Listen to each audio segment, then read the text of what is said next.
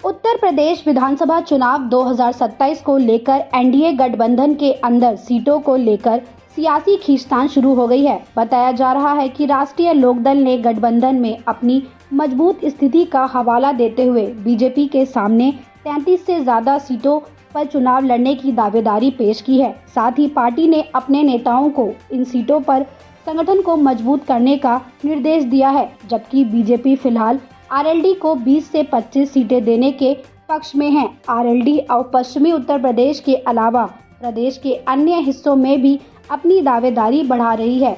RLD ने आधिकारिक तौर पर बताया कि पार्टी ने अपने कार्यकर्ताओं को चुनावी तैयारी के लिए निर्देश दिए हैं और संगठन को 33 से ज्यादा विधानसभा सीटों पर मजबूत करने का लक्ष्य दिया गया है। पार्टी का कहना है कि वह इस बार सिर्फ पश्चिमी उत्तर प्रदेश तक सीमित नहीं रहना चाहती, बल्कि प्रदेश के दूसरे हिस्सों में भी अपनी दावेदारी पेश करेगी। बता दें कि 2022 के विधानसभा चुनाव में आरएलडी ने समाजवादी पार्टी के साथ गठबंधन कर चुनाव लड़ा था। उस चुनाव में पार्टी ने 33 सीटों पर उम्मीदवार उतारे थे, जिसमें आरएलडी को 8 सीटों पर जीत मिली थी, जबकि करीब 15 सीटों पर पार्टी दूसरे नंबर पर रही थी। आरएलडी का मानना है कि सपा के साथ गठबंधन में उसे अपेक्षित राजनीति लाभ नहीं मिला और गठबंधन का फायदा ज्यादा समाजवादी पार्टी को हुआ। अब पार्टी बीजेपी के साथ गठबंधन में अपने प्रदर्शन और संगठन की ताकत के आधार पर ज्यादा सीटों की मांग कर रही है। आरएलडी नेताओं का मानना है कि पिछले कुछ सालों में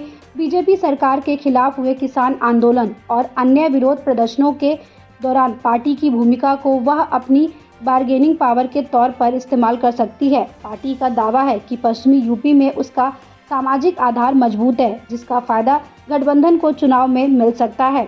हालांकि आरएलडी अब सिर्फ पश्चिमी यूपी की सीटों तक सीमित नहीं रहना चाहती।